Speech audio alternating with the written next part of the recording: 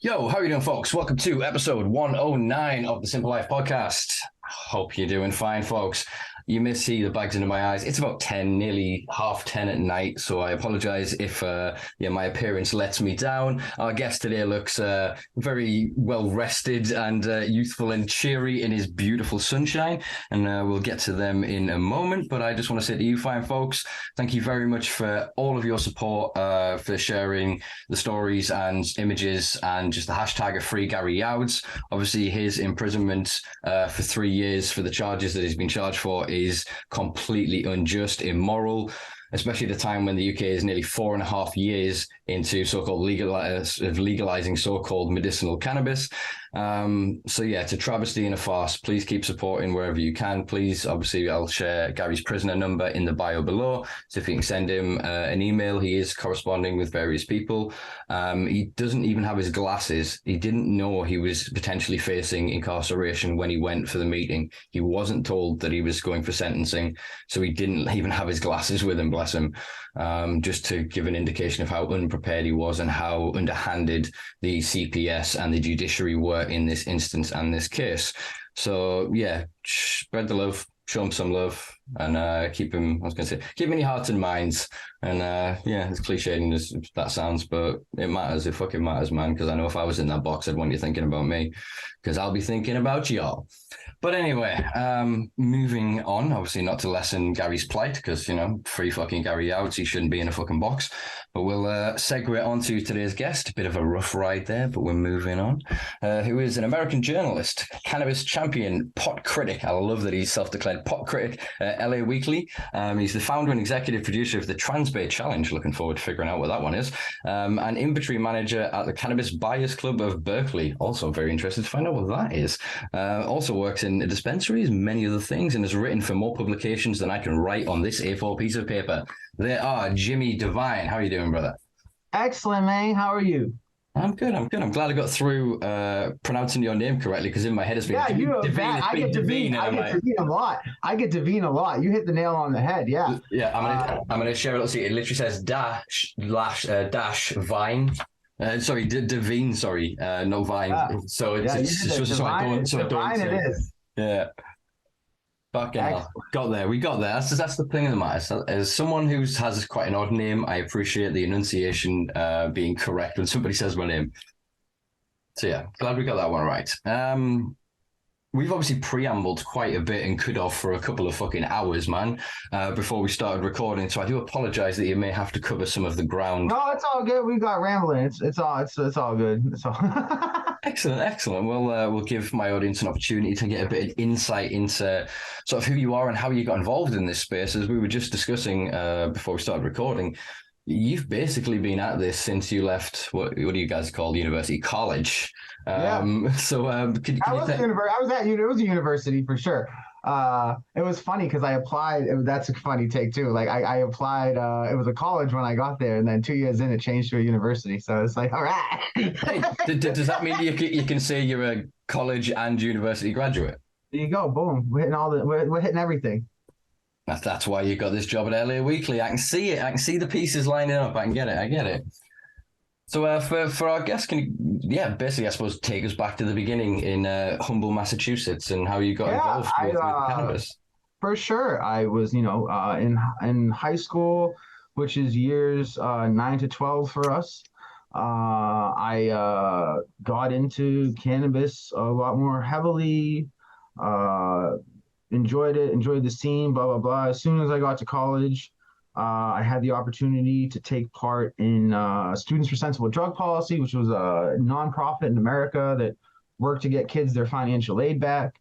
Also did a lot of drug policy work. So through working to get kids their financial aid back, like people who lost it over a drug conviction, basically saw that if we just decriminalize cannabis, we would remove the mechanism that was in fact like activating this federal law that would block these people's financial aid. And of course, the only people that need financial aid are poor kids that can't afford to go to college otherwise. So you had this law that was creating artificial barriers to education for people who needed the most support to get it, and people who deserved a shot at it and living that, best quality life possible. And I get that, and we joke about in America, like, we don't need to go to college anymore, like, because there's a lot of BS out there. There's a lot of weird, funky degrees, sure, but that doesn't mean that person. There's plenty of STEM degrees and other very valuable fields of study that you can create value for yourself and society. And why should we as a society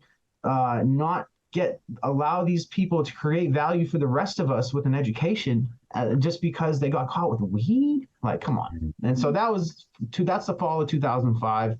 I get sucked in quick. By 2008, and that's Students for Sensible Drug Policy. So by 2008, I'm a junior in college. I get elected to the board of directors for it.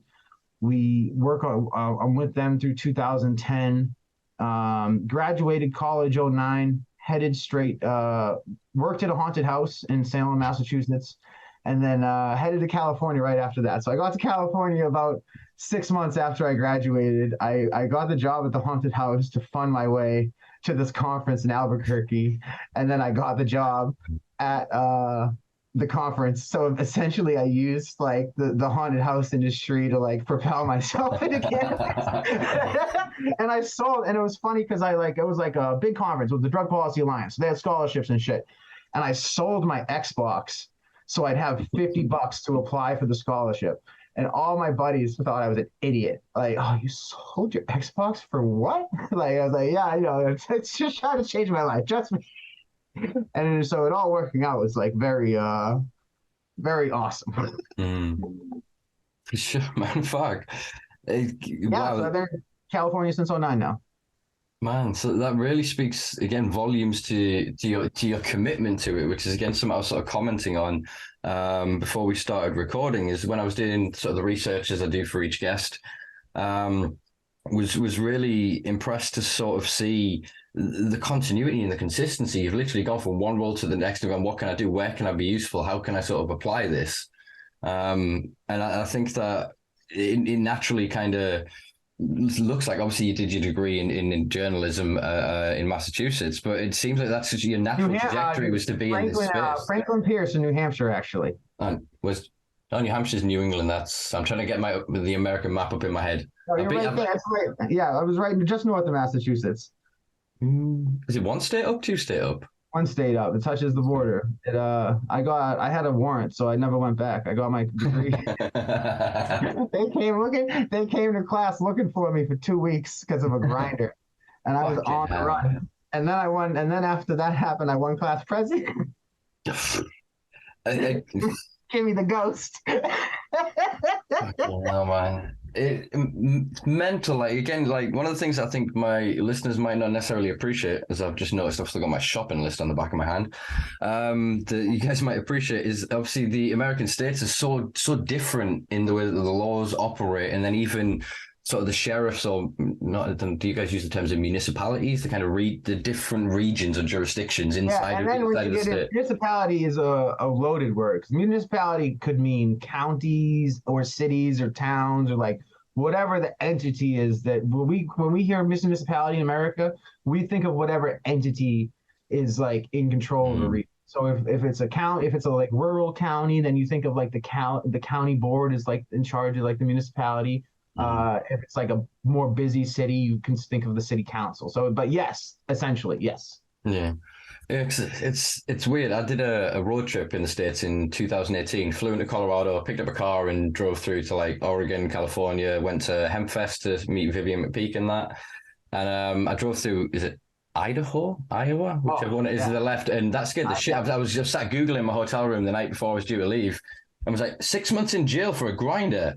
And I was looking at all the tourist things that I just bought, and I was like, but they're clean, but that's just paraphernalia. And I was like, does that mean used or not? So I'm literally scrubbed my fucking grinder in this hotel room, eating all of my edibles, consumed every fucking thing that I could, and then set off on a fucking like 14-hour round trip to Pendleton in Oregon, and literally just shit myself the whole way. My windscreen exploded, leaving northern Colorado, and Colorado, I'd say Mesa, whatever it was called, and had to drive into Salt Lake City to swap the cars out.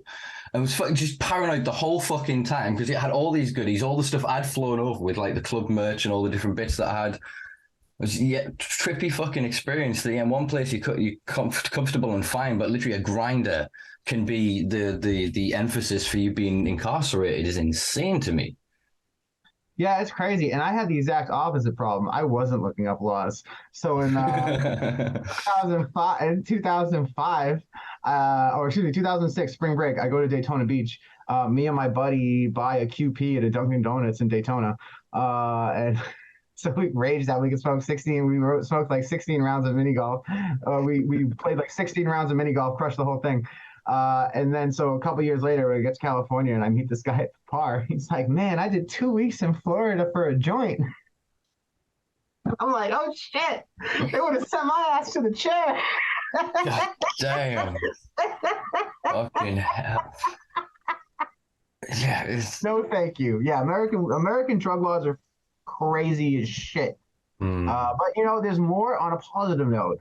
We're hearing just the general idea of like treating health like a public health, treating drug problems like a public health issue and not a criminal justice issue is getting more and more traction over here. It's just the execution. Sometimes it's like harm reduction is dope, but then sometimes people mess up harm reduction. So the next time you try and do something, it makes it that much more difficult to push the progressive shit. Like we're seeing that in San Francisco right now. We had a super progressive DA, but it wasn't like things were getting super dangerous and stuff like that. So now, even though San Francisco is one of the most like associated as one of like the leftist cities in the world, like I'm sure like, you know, anyone listening that knows anything about San Francisco probably associates it with hippies and, you know, generally things that don't bring up Republicans in the top of your head, right? And even in that state, even in that, you know, this epicenter of that kind of ideology, like if you mess up harm reduction, it's becomes less palatable, and so it's a bummer. It's important that as we do our best to treat drugs like a public health issue, we don't like just throw property crimes on the back burner and shit like that. Like for the sake of there has to be some room in the middle where where compassion and justice meet, right? And rationality, I would add into that as well. 1,000%. And so that's been interesting to watch because I'm left wing. I joke I'm as left wing as the Second Amendment gets. Like, I'm from a union family.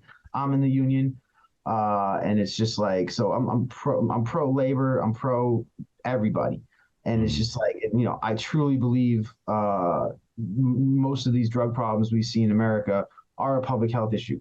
And so it's just to see it get worse and worse. It was crazy because us in Massachusetts, we kind of got hit with the opioid stuff early. Like it started there a little bit earlier than the rest of the country. And I've probably had 10 or 11 friends overdose. And a bunch of those people weren't regular drug users. A bunch of those people were responsible people that got a bad bag. It's just, there's so much crazy shit going around, fentanyl, stuff like that, and you do one bad bump, and it's a wrap. It's crazy.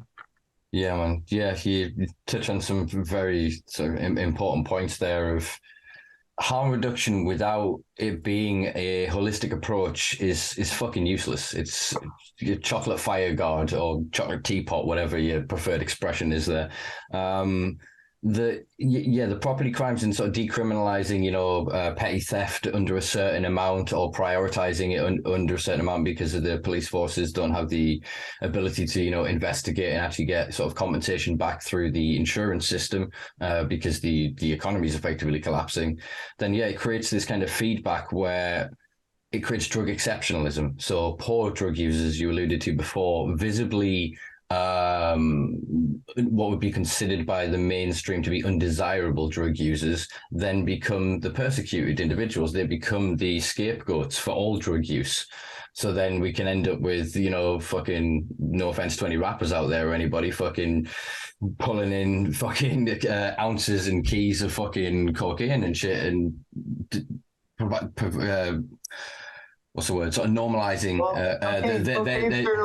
Cocaine certainly transcends any one music genre. Yeah. I just meant in terms of sort of the first thing I was going for. I just meant in terms of people sort of popularizing, glamorizing sort of a drug, but then that's kind of glossed over, and then we go immediately to the guy who has one fucking $10 crack rock, and you're going to ruin his life. But then the perception of all your bankers, all of your industrialists, and your fucking people at their big business parties or the Christmas party, they're all running in and out of the fucking toilets sniffing cocaine. And I've got nothing against cocaine. I am not a drug exceptionalist. I am for the decriminalization of all fucking drugs, and I truly believe in a well-adjusted society. We could sell heroin on every street corner, and nobody would have addiction, dependency issues. You know, we look at people like Bruce K. Alexander in Rat Park, you know, his investigation into the traditional model of addiction, where he basically looked at the classic argument of put a rat in a cage with cocaine and water, and I think there'll still be addiction, there'll still be issues. It's just once you normalize it to a point that people are able to ask for help. Exactly, but then what I'm saying, it simplifies everything. Yeah, in that well-adjusted society, the help would be a given and automatic. Do you know what I mean?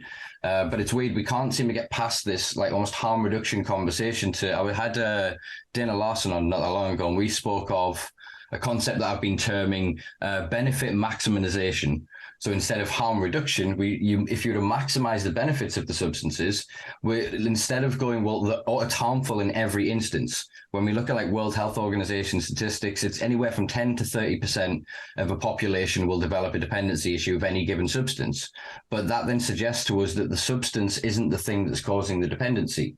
There is something in that 10 to 30% of the population that develop this problematic relationship with it, whether it then be environmental, potentially sort of epigenetic. Do you know what I mean? Because the products in and of themselves are benign until we end up sort of in a place where, say, you use a drug on a Friday night out with your mates and you build that positive association to it. And then from there, you end up sort of using it sort of by yourself as that kind of to build that same upper or connective relationship, but you're missing the socialization, the connection, which is most often what people want rather than the substance. And we end up kind of in a withdrawn way, using the substances in isolation almost as a way of a surrogate for connection, as a way to feel connected. You know, this is why a lot of people speak of things like LSD and that, of getting that oneness.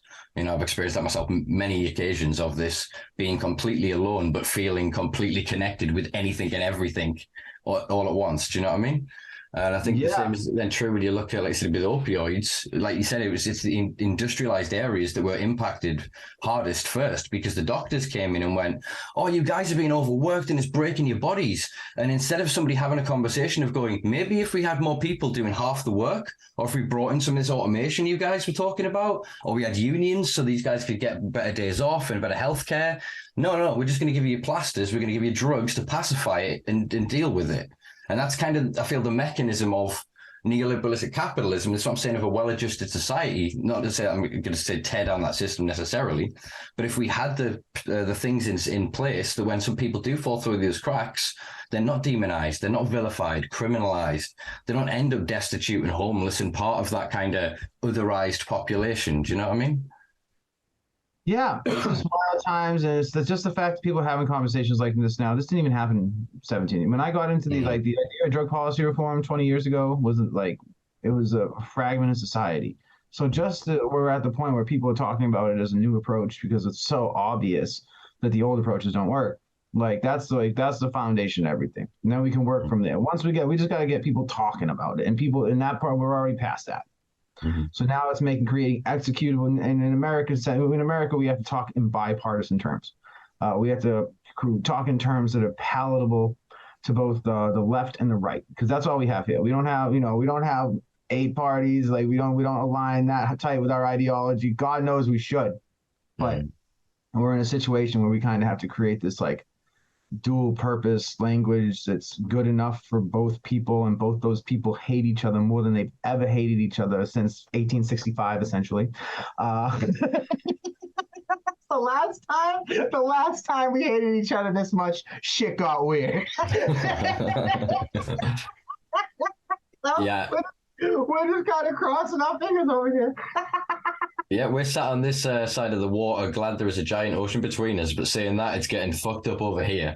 Oh, so God, we can't really comment. Wild times. These guys, you guys had, the dynamics of politics or the politics over there right now with Brexit and everything like that, and we're seeing the hard whatever's going to happen with the hard border in Ireland and shit like that. Like that's its own bag of fucking worms. Like, and I'm like, I'm micked out. My granny Annie's straight off the boat from Ballyconneely. Like, so I'm watching that shit. Like, damn. Like, I don't want to see more people. Like the last Irish dude that starved himself to death in an English prison had my last name. Like, so I'm like, I'm not trying to see shit get buster again. I want to, but it's like, I'm all for like self-rule and shit like that. So, but it's so this weird like situation where you just want everyone to be okay. And then you watch what's happening in places like the Ukraine. And it's like, man, I don't want that to happen anywhere else. You know what I mean? Because I think we got desensitized. We as like Caucasian people get desensitized to watching brown people explode in the sand over the last 20 years. Right? We don't, and it was weird to like, for some reason we could not, like, don't get me wrong, a bunch of people did a bunch of mushrooms and shit like that. There's a bunch of people that like globally connect and they fucking love everybody and it fucking hurts. And then I love those people. And that's beautiful. That type of empathy for the fucking world is beautiful. I can't imagine, it's not good for your fucking health. Like, because it's like a lot of fucked up shit in the world, but it's in a sense like caring that much about your brother, no matter where he's from or the circumstances, is a very beautiful thing. But for a lot of people, that they weren't like that. So now we're in the situation over the last year where we see people that look like us in the worst of it. And it's like now it's like as all these nasty political conversations are happening on either side of the pond, like there's that spectrum of like having that thing in the back of the head where people like that look like us are shooting each other because we got mad about politics and fucking imaginary fucking lines. And it's just sad ass shit. Yeah, I think that is a very valid point. I mean, you think of like the conflict in Sudan, Yemen, obviously the ongoing conflict in Palestine. Yeah, people talk about and shit, it's South Sudan and shit. Like, I never even heard of fucking, last time I heard an American talk about that shit. Like, they were talking, like, they probably did it by mistake. Like, exactly that. Yeah, and that's the remember when they killed Gaddafi in Sudan? Like something. Yeah, Sudan Hussein. Straight up. Yeah.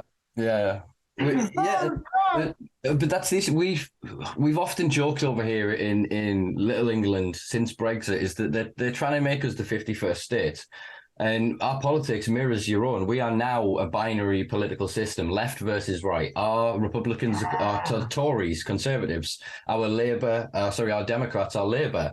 And they've become almost indistinguishable at the, I suppose what you guys would call deep state level. And and there's nobody like that. There's space in the middle and shit. That's the craziest thing to me. Like, I think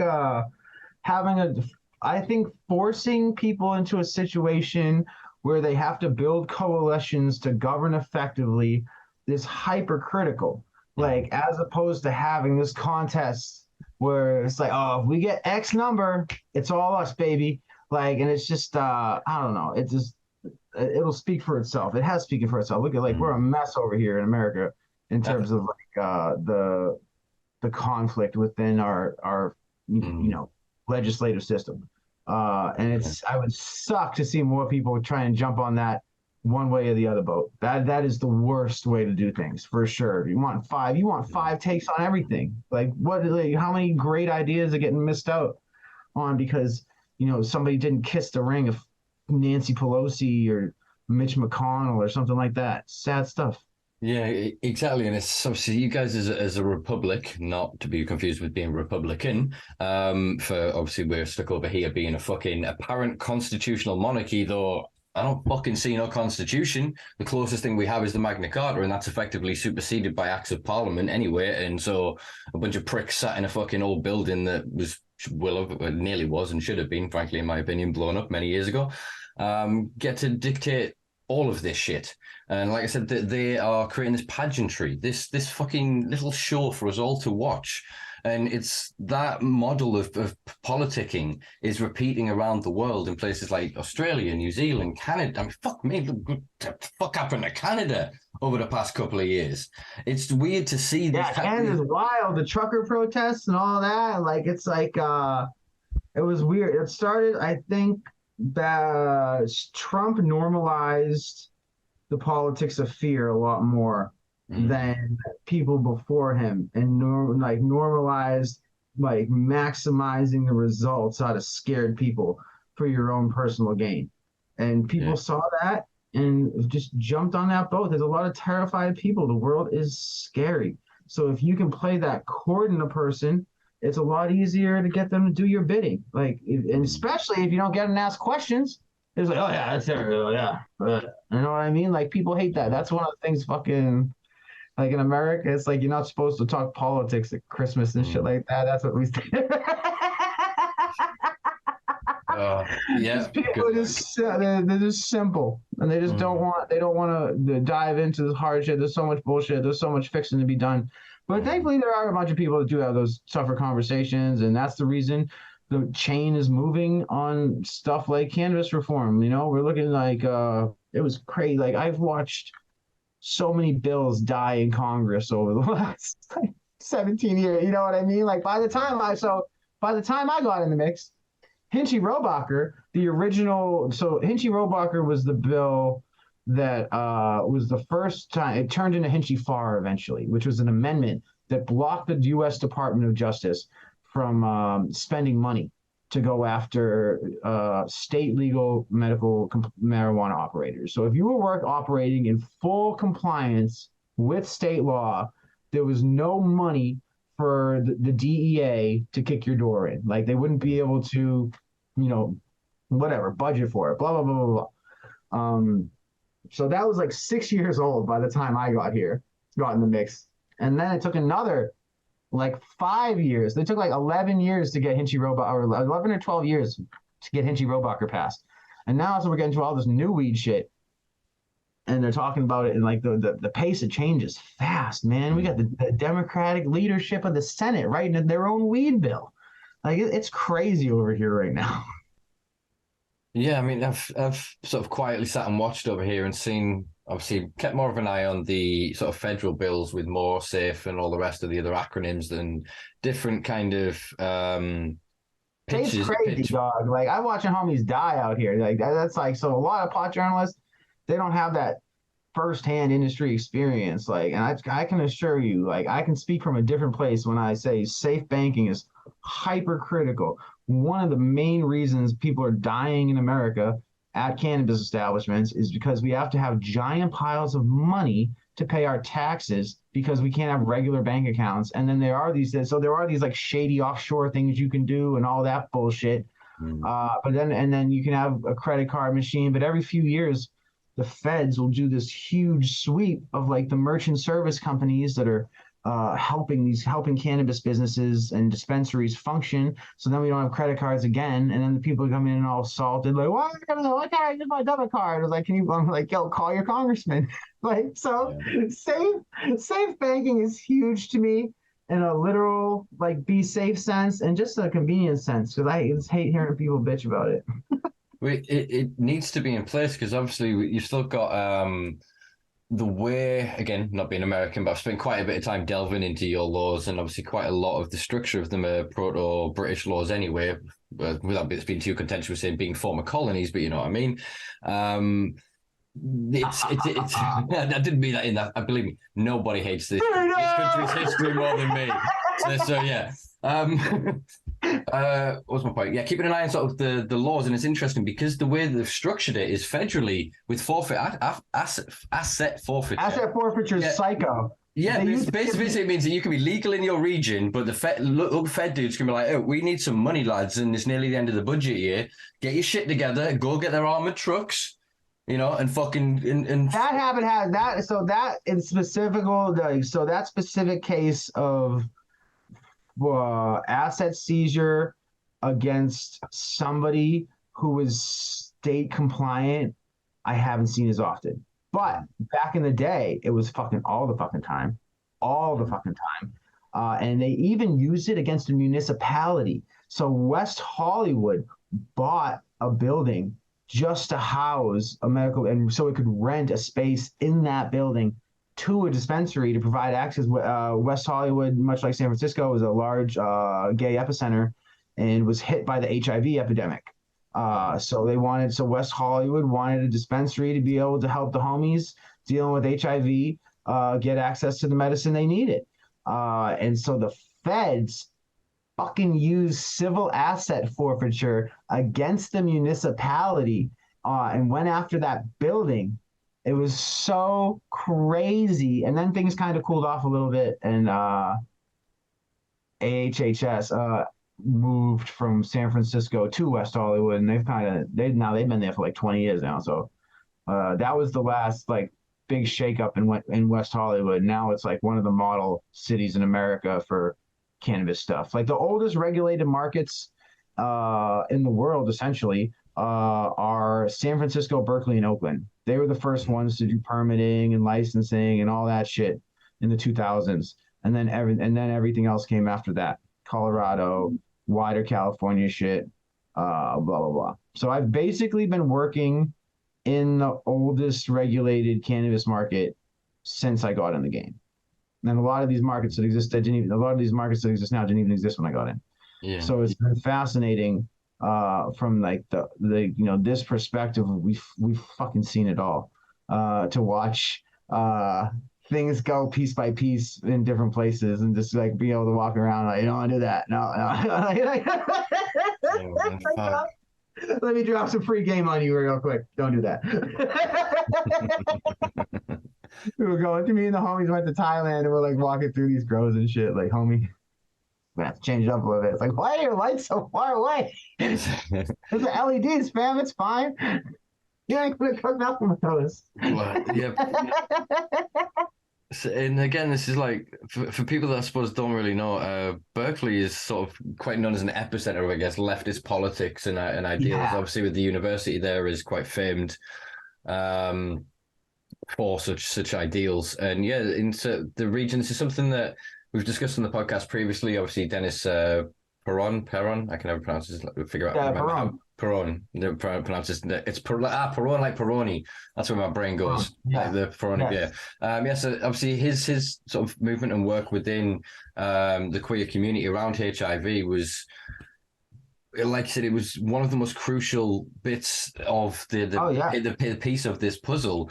And I think it's one of the things that is kind of overlooked all these decades as after the fact, is that it was through a need. It was through persecution. Yeah, all the original medical cannabis activists were essentially AIDS activists, with the exception of maybe like a few of the hemp guys that were like, oh, we're in. You know what I mean? Like when Dennis Perron ran, when he ran Prop 64, or excuse me, when he ran Prop 215 in 96, like every year, Jack Herer had been running his Jack Herer legalization initiative.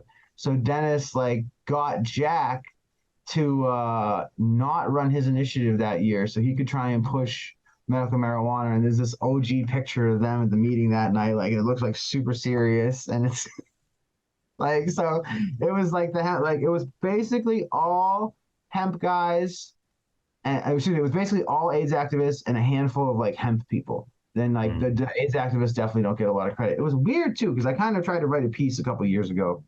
And like sometimes the weed guys that were in the mix, like they don't like, they just like to focus, they only want to focus on Dennis, and I never understood it.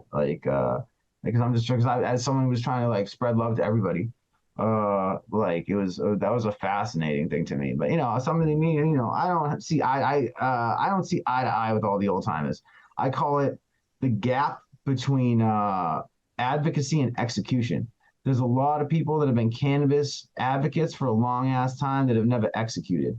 So they try and advocate from a place that lacks experience. And now, as a person who's played fucking both sides of the fence, like that's all I've ever done, I'm just like, yo, shut up. Just don't, it's like we need to make sure that one of the first things you do, like this is speaking as me, a Caucasian white male. Like if I'm starting a medical cannabis market, like a regular cannabis market, first people I want to have in the room, people that don't look like me, and people that grow fire. Like those inputs are the most critical in the moment, because I want to make sure we have fire ass weed, and I want to make sure the communities hit the hardest by the war on drugs have their shot. So like just give me those people and a couple like good policy minds to make sure we don't fuck it up out the gate. Like, and I'll give you a better legalization plan than half this shit. Like New York, like I like opening 2 dispensaries off the rip. Like it's cool because it's weird because this is how it's gonna play. New York's gonna when people bitch about the social equity rollout in New York in years to come. New York is gonna be like, what are you talking about? We gave our first licenses to social equity permits. And it's not a matter of whether you did that or not. It's a numbers game. Like you can't just give that 1 or 2 out and use that as like your scapegoat for why you fucked up the rest of it. Like it's sad. Like in LA, there's like the hundreds of families, it's like 200 families that spent like generational wealth holding on to retail locations, trying to get social equity fucking dispensaries, and it just got decimated. Like, there's probably going to be a crazy ass lawsuit in LA. Because, I don't know if you heard about what happened with the LA City Council a few months ago, but it came out essentially that they were super fucking racist. There was some secret tapes released, people resigned, the whole night. So now imagine you're one of these families. And the main point of these, and one of the main points of these tapes was like African Americans in particular facing unjust treatment from the city council. Like in the way they were being spoken about behind closed doors. So imagine you're one of these 200 people. Like, don't get me wrong, there's like 8 or 9 that have opened. But imagine you're one of the other 188, and you've spent generational wealth, $30,000 over the past few years trying to hold on to this retail location. What are you going to do when you find out what the city council was up to that whole time? The people that wrote the rules for you in the first place were fucking haters that were talking shit, that hated you but judged you because of the color of your skin. You're going to sue the fuck out of whoever let that happen. And that's the city council. So, like, I think there's going to be I think it's going to get settled. I don't think they're going to get all the money. Because I don't think anyone wants it to get like all these people trying to get a dispensary don't want to go to war with the LA City Council, but they want a piece of their pie back. Like after getting screwed. So I imagine what will end up happening is there's going to end up being there's going to be a case. It's going to come out. They'll settle, or if they don't settle, it turns into a litigation bloodbath. Because this is like one of the main things all these people have in their favor is nobody ever fucking did it like that again. Because every single, whether it was Massachusetts, whether it was New York, all these other places, nobody ever did it like LA did it again because they saw how bad LA fucked it up with that. Mm-hmm. So if you're in court, you'd be like, yo, this was so bad. It was like, no one, like, you can show like there's a reason. You are the reason this, like, you, the victim, are the reason that this doesn't exist anymore. And the reason you are the victim is because of racism in the first place. Give me my money. Like, 1,000%. Yeah, man. And couldn't agree more in terms of, like, I've basically spent the past, nearly 3 years now. This is, of course, speaking as like a blue-eyed Mick and an Englishman, but like it is what it is, like. Yeah, but it's again being humble enough and rational, reasonable enough and informed enough to understand the history of this, to understand how it disproportionately impacts different communities and different individuals differently in different regions. And I think, you raised some brilliant points. It's the language is what I've spent the past 3 years of my life really getting stuck on.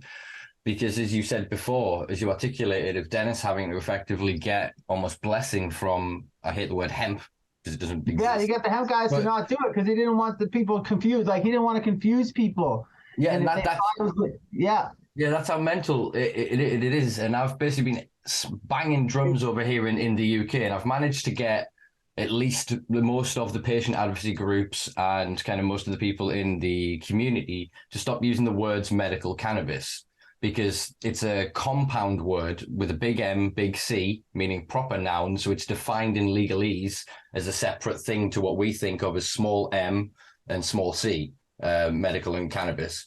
And so obviously the use of cannabis is medicinal when you use a plant or sort of an extract. And basically what I've been trying to do is win back sort of the arguments so that we can all understand when we say the same thing, we mean the same thing. So I've been at war again, same with the I think that cat's already out the bag and you're fighting against the tide with that one.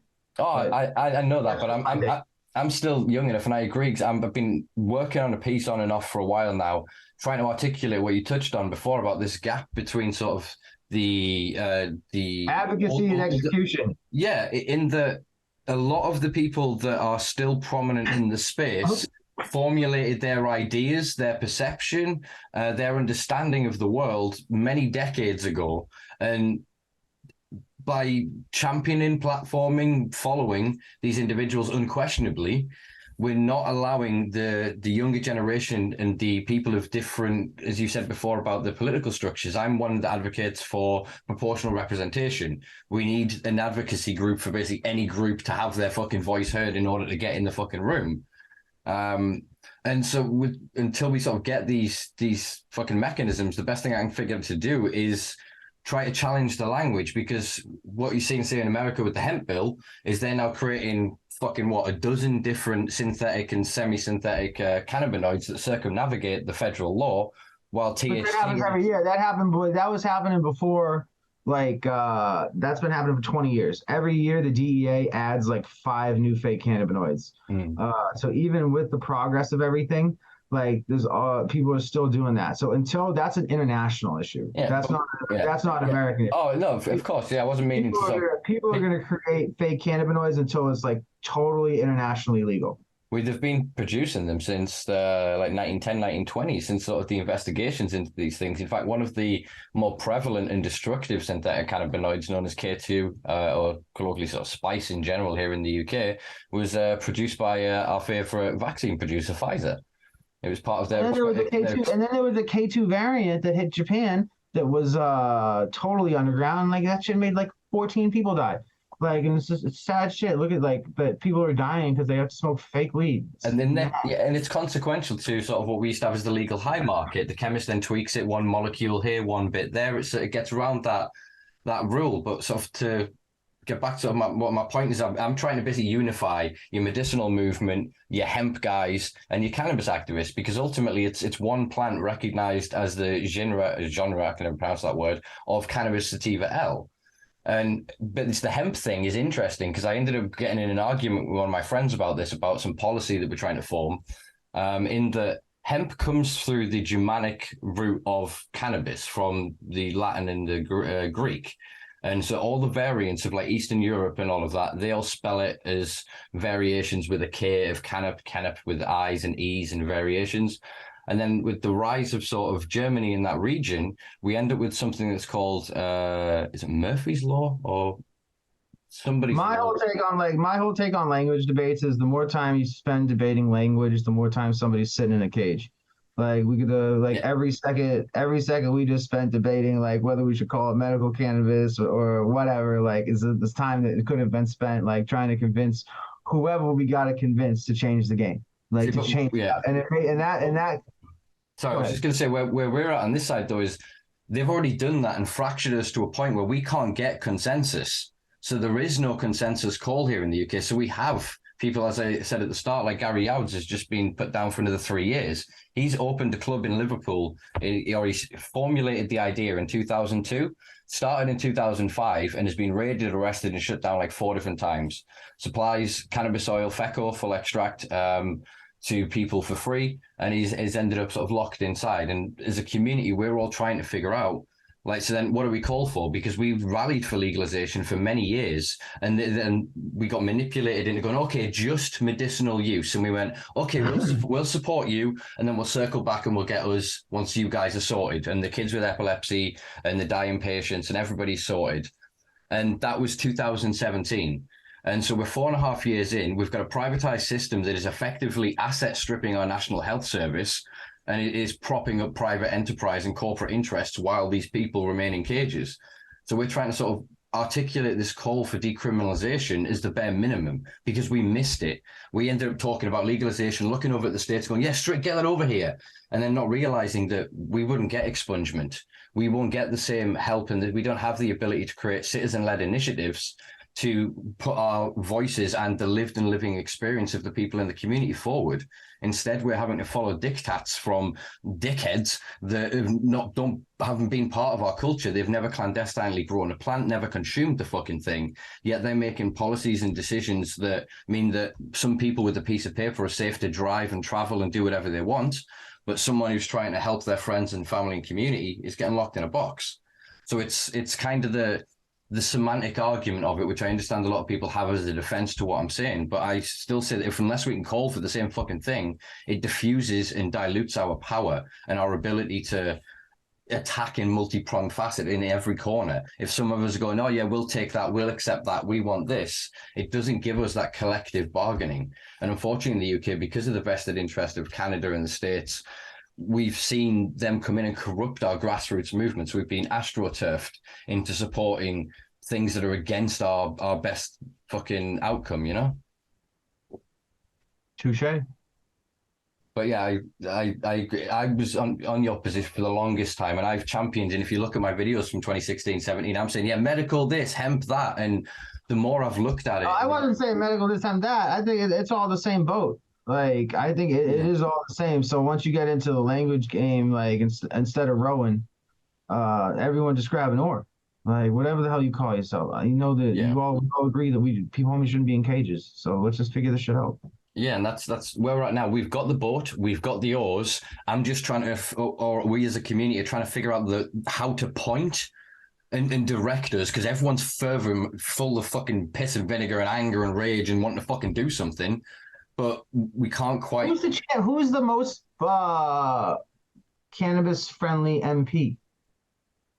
We had Paul Flynn, a Labour MP, who helped push for the originally his bill, which still is sat in Parliament, even though he's died, bless him.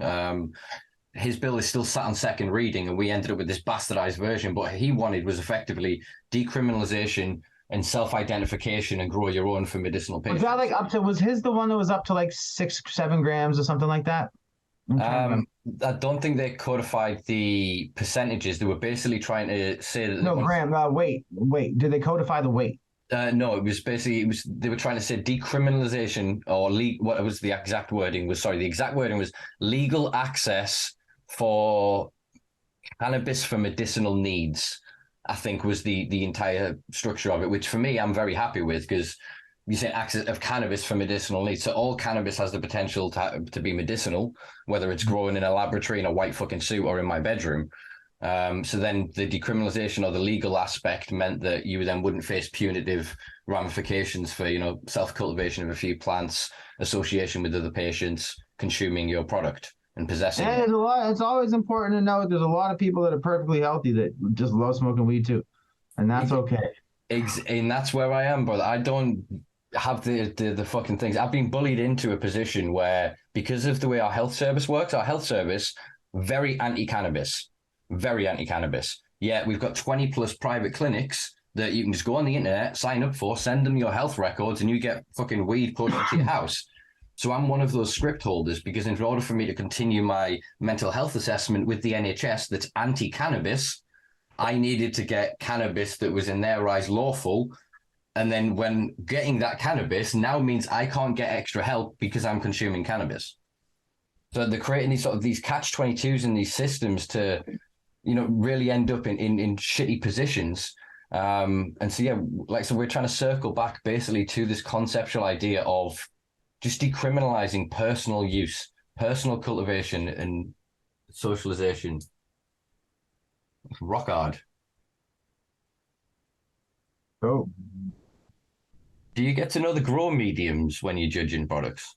No, not when it's blind like this. All I get is a number. But I can tell this is probably from soil. Super loud. What category are you judging? Flower. This does Olympics. All flower, indoor, outdoor? All flower, yeah. There's a couple.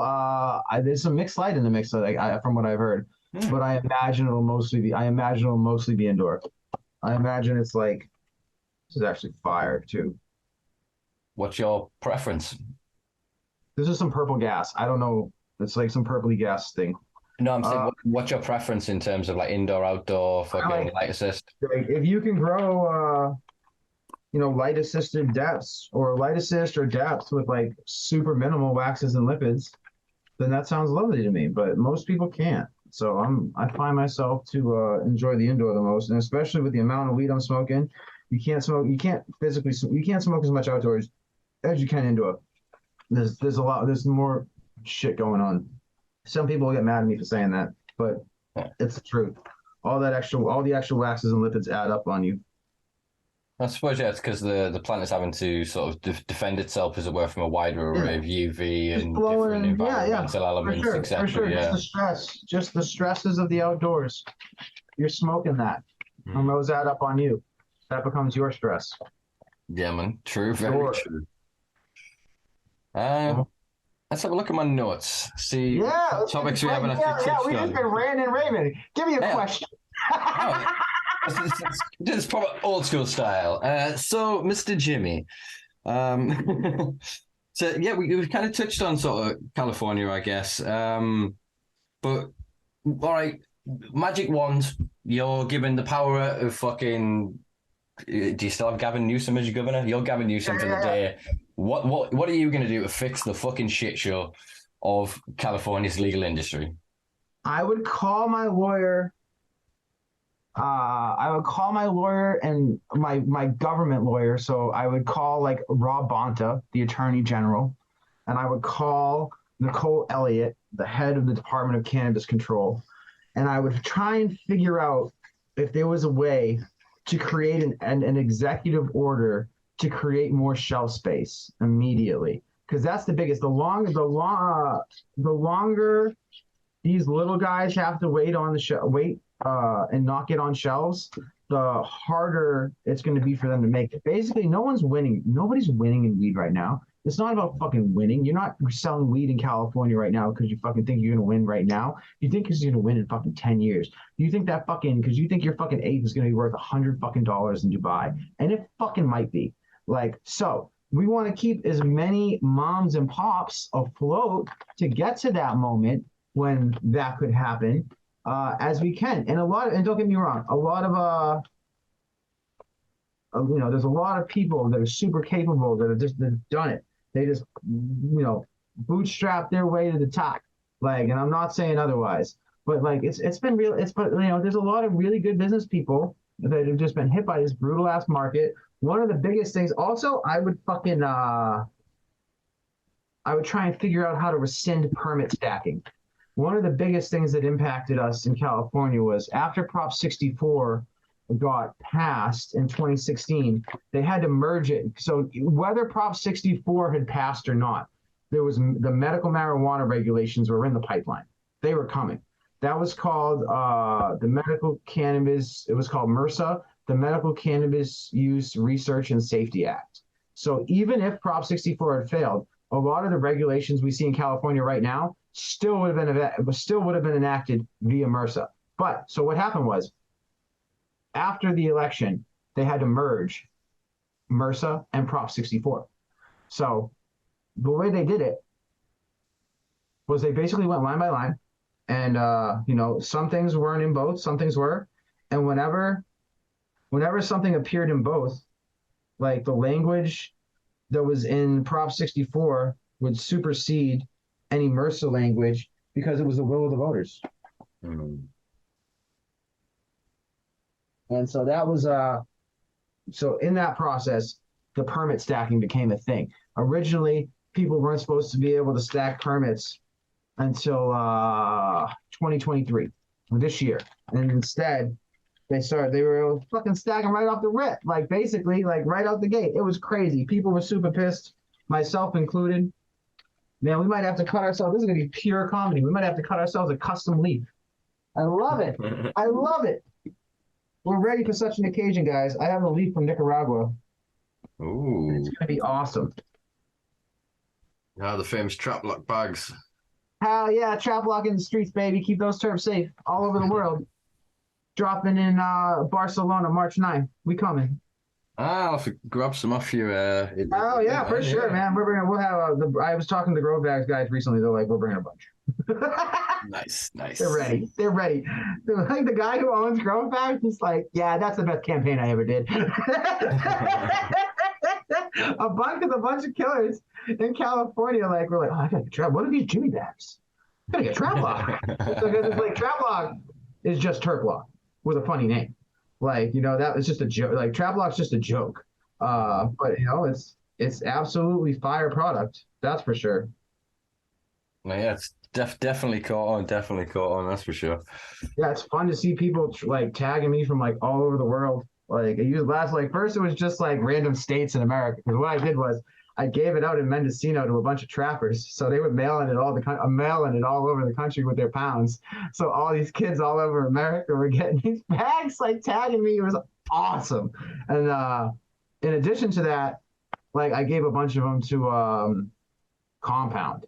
So Compound, when they do their pheno hunts and they give them to they give like weed to rappers and shit, they were throwing them in like the shit back. So like all these random people like Young Dolph and shit like that for getting weed in bags with like my face on them. I love those guys. That's some good ass viral marketing, man. It was fun, yeah. I'm still friends with everybody.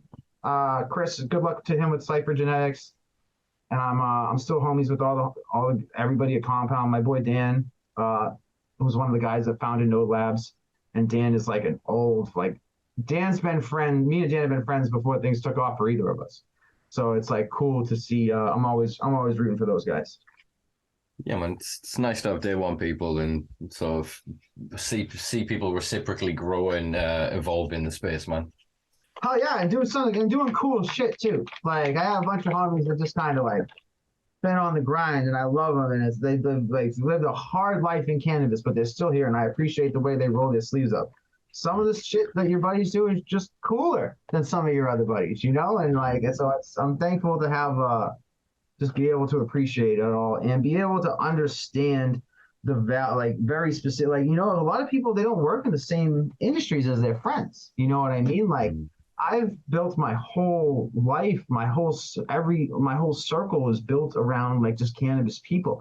So it's cool to be able to understand the exact value that every one of your friends like brings to the game, as opposed to like wondering, oh, I wonder what Billy does at work. Well, I wonder what that means. So, like, I wonder what his cog means to the wider picture of whatever Billy does at whatever job. As opposed to me, like I know exactly how all my fucking homies fit in the puzzle. Like it's such a cool fucking thing. Like, and it's just like I love like little shit like that means the world to me.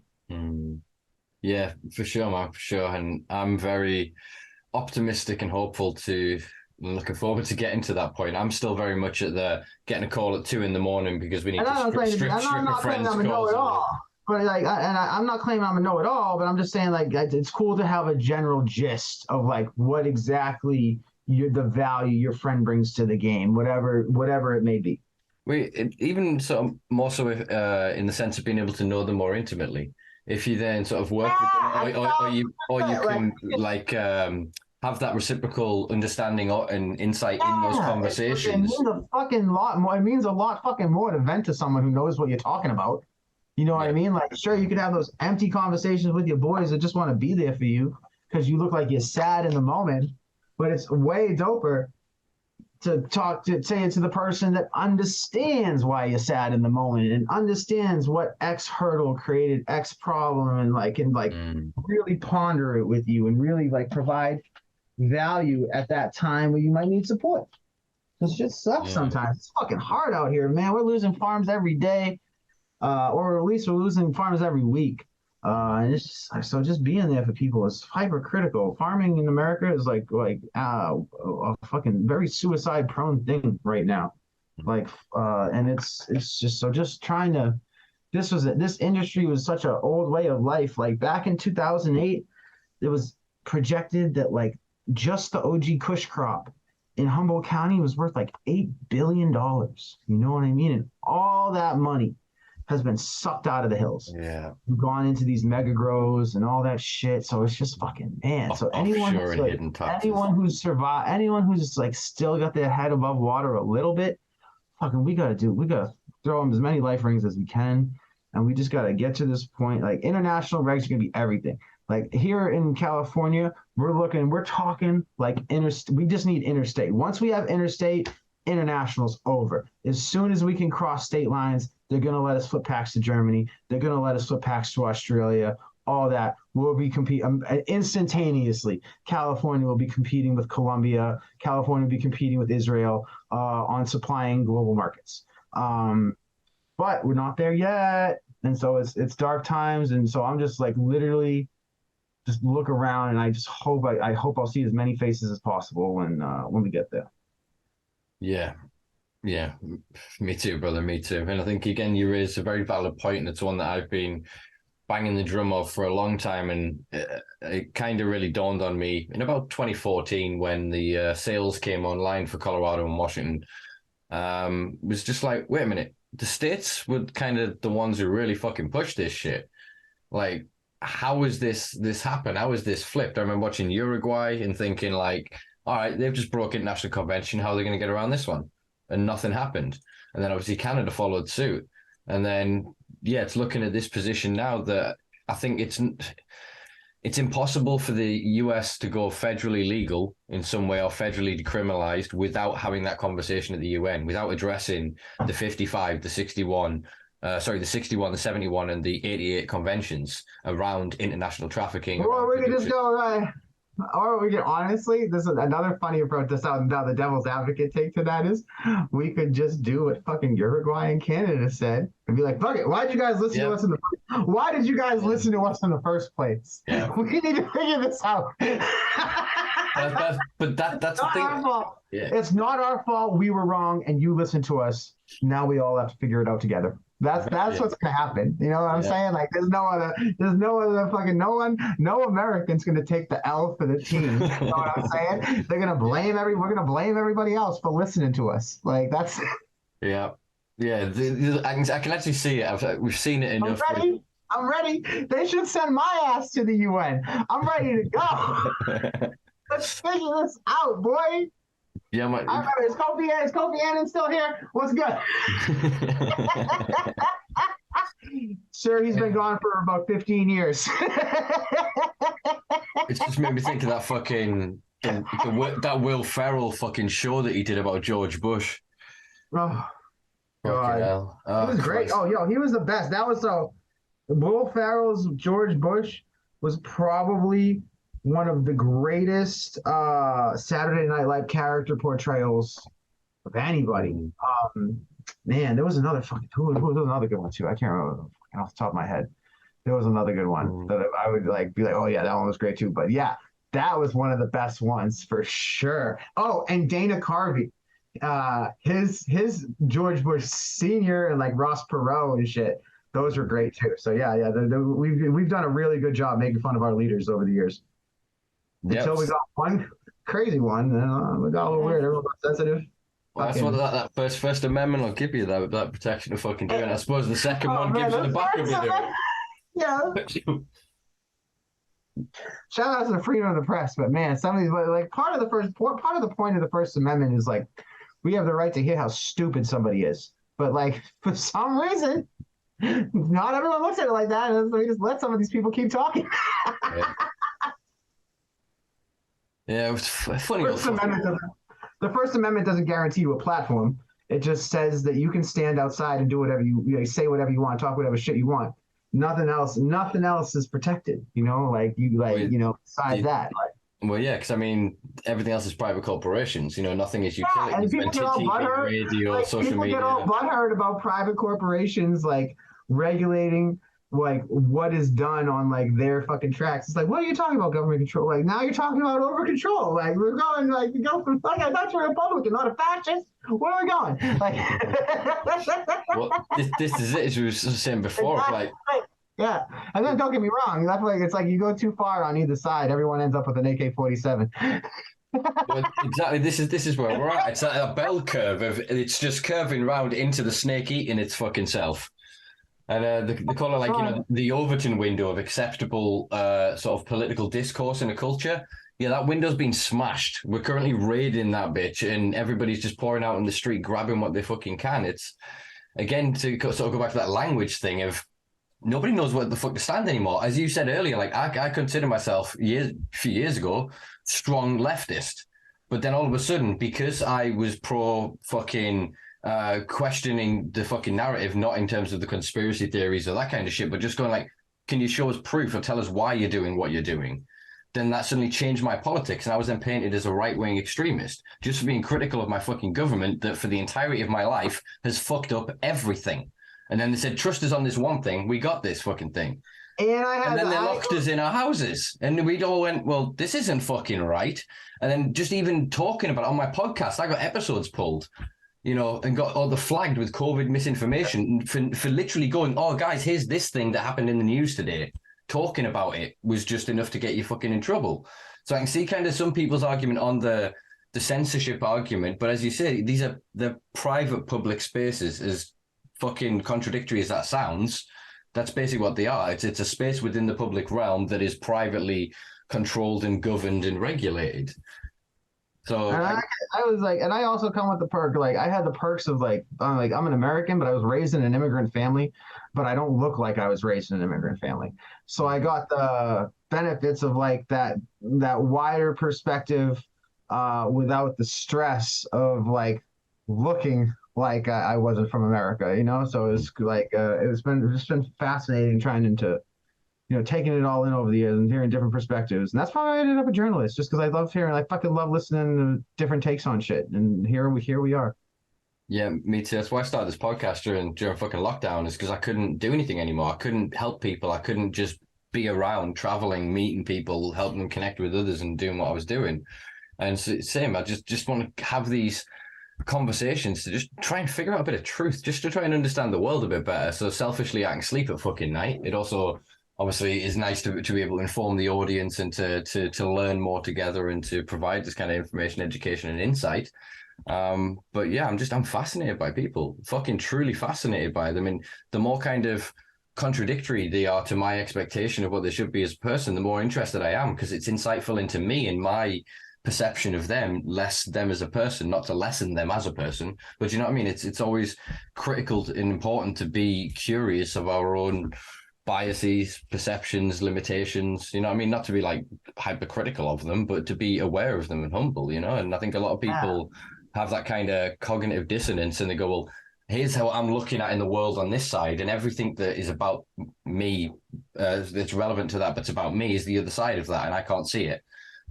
Do you know what I mean? So it's just people that are just like people just thinking right, like a lot of people just thinking right and wrong, like, and you know what I mean, and just like everything every day have to be able to pour everything into one cup or the other. Just like it's such a sad fucking existence. Eat some fucking mushrooms, like just I don't know what to tell people. Like, the world's a little bit more dynamic than you think. Yeah, and again, I think the thing that fascinates me most is people that are quite narrow-minded, and people that are so steadfast to defend their beliefs and so sure of themselves, because I'm not sure of anything. Do you know what I mean? Like, I've gone through the Dunning-Kruger effect of life, and I'm slowly clambering back up on the competence thing and confidence side of it, because I get it. I've learned enough to know that I don't fucking know enough. And then I'm trying to learn, and every time you learn something, you kind of it's like the Homer Simpson effect. I feel like it's pushing something else out of my brain. And I'm going to sort of relearn and reevaluate, and doing it in an environment where I feel a lot of the people around me are so sure of themselves. They formulated their worldview at 16, and they're still the same person at 60, which I feel is a waste of their lives. But that confidence, their surety, their belief is fascinating to me. Truly fascinating. Do you know what I mean? Yeah, 1,000%. Mm.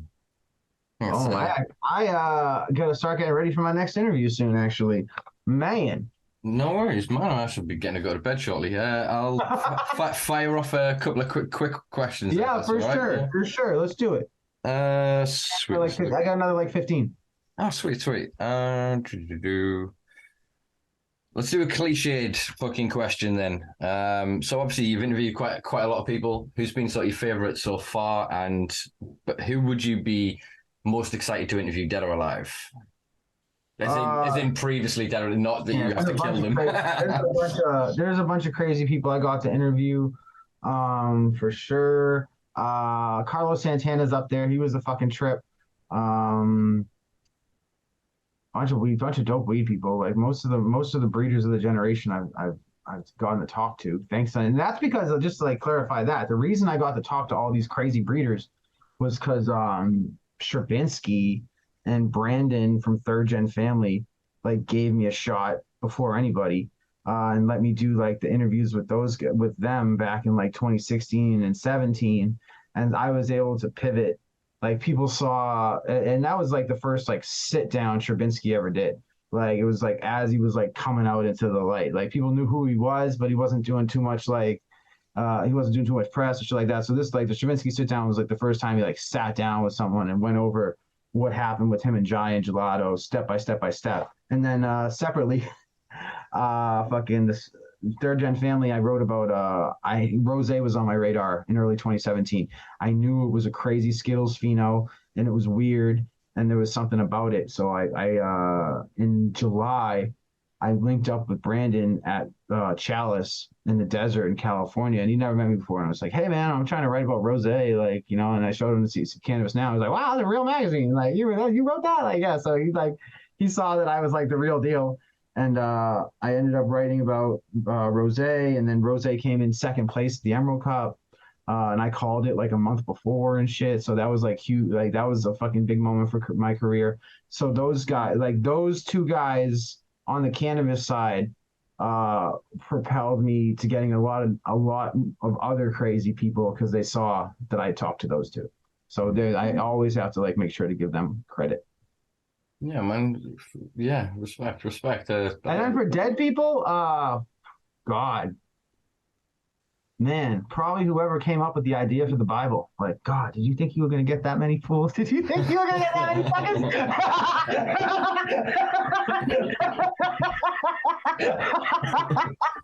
Shit, man.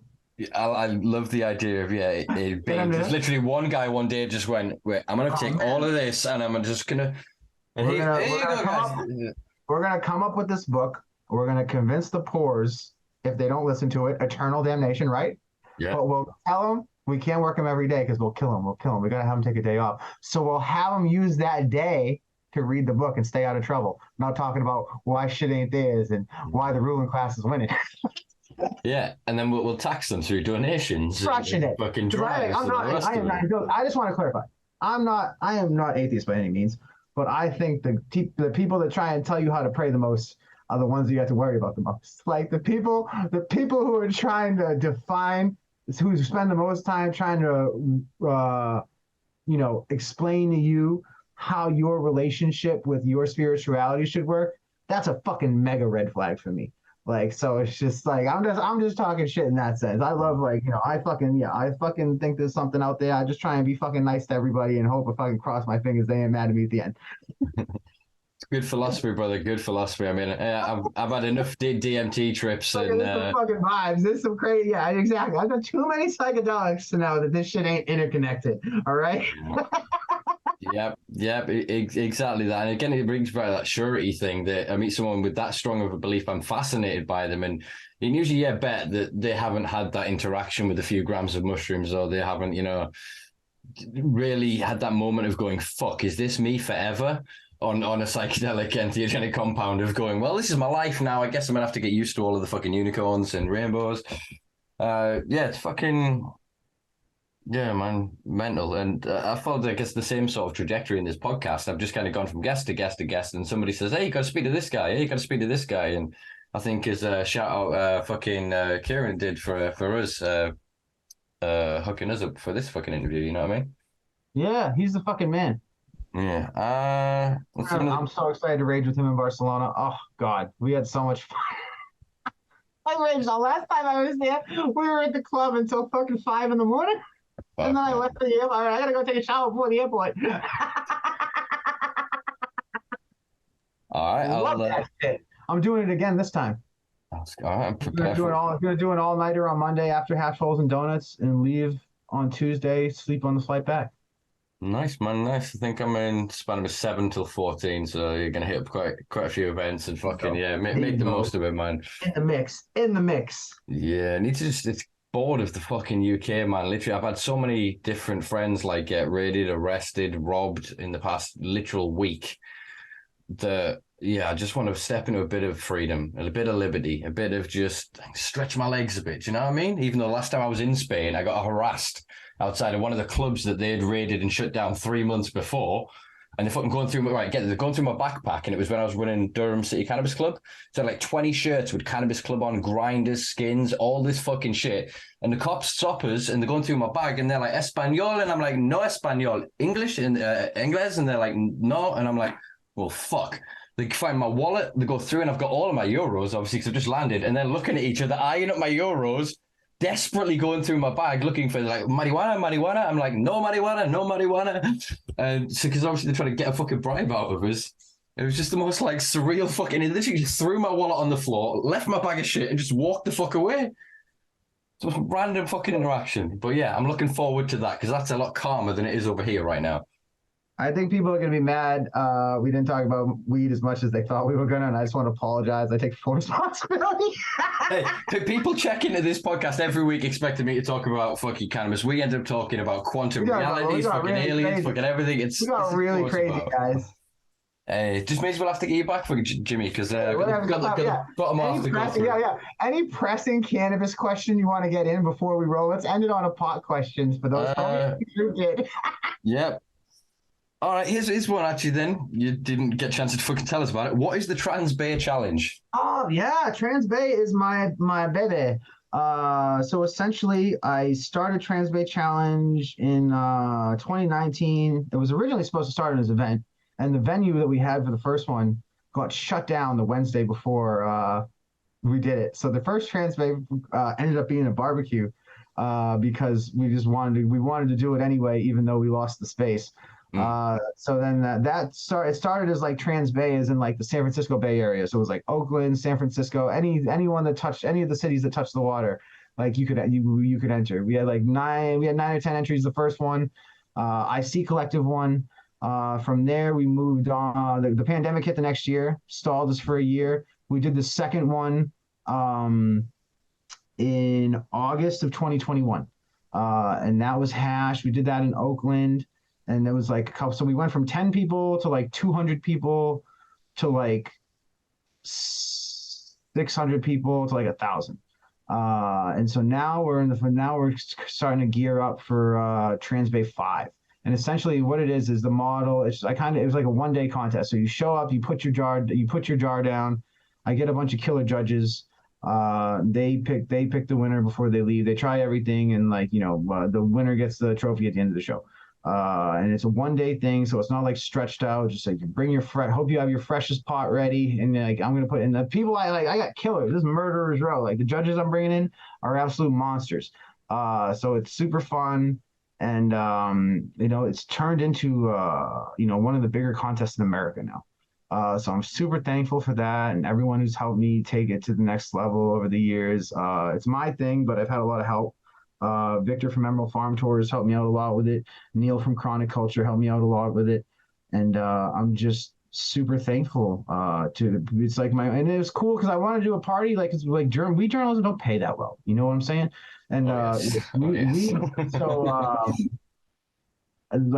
but I'd seen cannabis do parties for years. Like I saw the Cannabis Cup for 20 years. You know what I mean? Like nobody said that those guys weren't journalists at High Times because they did an event. You know what I'm saying? So I was like, that means that I can do an event. Like, and my fucking credentials are good. Like, I was at that point in my life, like I was already like, one of the more mainstream pot critics in the world. Like, so it was just kind of like, I'm just trying to like create this thing so I can do what I'm doing. And this is like shit. I'm using these things this funds my journalism. Like this money that I make off these fucking events, that's what I'm using to go around the world and shit. Like and try and tell more stories about cannabis. Like so, it's like I live in a fucking 1-bedroom apartment plus 1 bedroom plus. This is the office. But like I'm not fucking balling out over here. I'm just trying to tell cool weed stories and go as hard as possible. And I figure it'll all figure itself out in the end as long as I keep telling them the dopest stories possible. And the parties have been an amazing way to help facilitate that. And it's the amount of love they get is just like I fucking just excellence starts in your mind and fucking. I swear to God, every second like that I'm putting in to a Transbay, it's like the only thing I have is like maximum value for the consumer and maximum value for the companies taking part with me. Like that, nothing else. There's no other concern in my soul because I know if I keep those like as the core ethos of what I'm doing, everything else works out for me. I'm fine. I'll be good in the end as long as I took care of those other two things.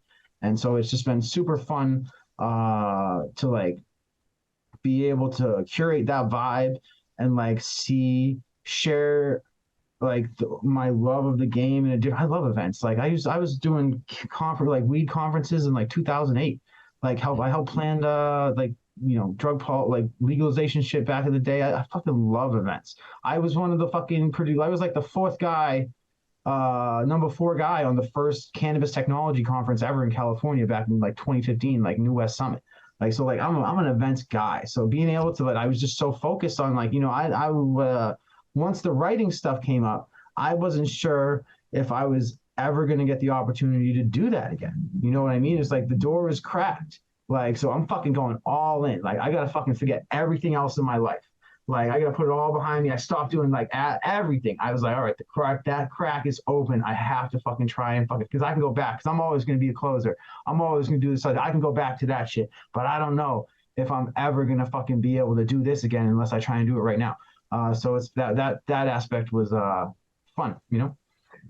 Yeah, man. Yeah, for sure. That was brilliant and insightful. I do, like I said, I mentioned at the start, I share a great deal of affinity for sort of your journey. I'm in a similar sort of place. I very much understand how piss poorly cannabis journalism pays, having been in the sector for a while with no accreditation. I mean, I completely was not. And the thing that helps too, though, is like I'm working with the best companies in the world anyway. So nobody thinks that like Doja Pack bought a booth at Jimmy's event, so he'd talk about them. You know what I mean? Like, no, it's like they don't need to buy a fucking event, a booth at my event for me to talk about RS11 or whatever the fuck else the next season. You know what I mean? So that's one of the cool aspects of it in that like aspect, because like there's so many of these like alien labs, Doja Pack, fucking Your Highness, a bunch of these people, Fidels, just like these super fucking respected people in the game taking part, because everyone knows it's obviously like not. So because if it was like a bunch of buster ass companies, and then you see those buster ass companies like on lists in LA Weekly, you'd be like, what the fuck, Jimmy? Like, yeah. rightfully so. Rightfully so. But we're just dealing in all heat all the time over here. You know what I'm saying? So it's just like, and everyone gets that. Everyone appreciates that and understands that, like, that's the vibe. That's all I'm trying to, whether it's an article, whether it's a party, whether it's just fucking the day. Like, we're just trying to fucking think heat, think awesome, and just rage, you know? Yeah, man, for sure. For sure. Yeah, I think we'll wrap it up there. I'll let you get on to your next interview. I got a crazy one coming up. I'm about to go interview Luke Scarmozo. Oh, he was released last week for sure. I was kind of like, I didn't want to bug him too much because I know he had a lot going on, but he's doing a lot. He's doing a bunch of interviews today, so it seems like today is the day he's like doing his thing. I jumped in line. Yeah, I was going to say, I nearly messaged him yesterday, but I was thinking he doesn't want to hear from some fucking little English lad in this podcast. Do it. I'll mention it to him when I talk to him, for sure. Oh, bless you, brother. I appreciate that, man. Appreciate it. Well, yeah. I'll let you get off. We'll meet up physically in Spain. We'll have a good smoke up. Looking forward. I'll see everybody, and just like if you see me, I figure this will be out before Spain. Like, if you see me in Spain, say what up, I love saying hi to the gang when I'm out and about traveling the world. It means the world to me that you guys are reading my shit or just have a clue what I'm up to. It's very validating. So if you see me in Spain, just say hi, and I'll be fucking thrilled. This is what we're up to, what we're doing out here, baby. You keep crushing, everybody. Perfect. All right, brother, I will let you go and I'll do some housekeeping. And yeah, look forward to getting you back in the hot seat again sometime soon. Good luck. We'll talk about weed next time. We'll try. Have a good one, everybody. All right, peace, brother. See you later. There you go, folks. That was Jimi Devine. Nearly said Devine there. It's Devine, I think. Or Devine. I've said that so confidently. I can't remember which way round it was. You can tell it's fucking midnight. And I've been fucking sat in this office for, what time is it now? Christ, nearly 16 hours. It has been a very, very long day. I didn't even get through all my joints. I'm going to take this wonderful banana hammock from the wonderful Ethos Genetics to bed. So yeah, hope you sleep well. or you're having a wonderful day, whatever time you're watching this. And I hope you thoroughly enjoyed that, folks, because I fucking did. And yeah, we talked about a bit of cannabis somewhere in there. Yeah, really great to keep building these stories around the American industry. What I'm trying to do here is sort of build a larger picture so that we can see with clarity and with insight how the American system evolved through different states. As me and Jimmy sort of hashed out there, talking about the language, the nuance, what some people would argue is semantics of the language. I'm all semantics, baby. Like literally, I don't mean to be, but my little neurotypical brain sees this as a problem, trying to articulate it, operating within this space. And yeah, as Jimmy says, I'm very much fighting a fucking tide. But you know, one beaver doesn't make a dam, many do. It's a weird analogy to go for, but that's what I'm sticking with. Yeah, that was fucking wicked. We'll include obviously all the links down below. As I mentioned at the start, we'll include Gary's prisoner number and ways that you can connect to him via email, prisoner.com.co.uk, whatever the domain is. You will see it below in the bio. Yeah, send him your love and support. Go and give Jimmy a follow if you're about in Barcelona, Spain. I think Jimmy's a special guest at one of the booths. Booths. The fucking spaces where people put their product in expos and shit. You know what I'm fucking talking about. My brain is melting. Yeah, I think he's doing a meet and greet and he's going to be around. And yeah, as you can see, quite a recognizable character. And as he said, go bug him if you see him on the streets. Go say hi. Go fucking shoot the shit with him because, yeah, you'll enjoy it because I did. Yeah, so if you enjoyed this one, please do give us a like, share, subscribe. Helps get to that 1,000. Ever closer, creeping ever closer every week. Your sub could be the one that knocks us over, so please do, go on, click it. Click it. Sweet, thank you. Much appreciated. All right, folks, we'll be back next week with somebody. It'll be fun. You'll enjoy it, and so will I. All right, peace and love.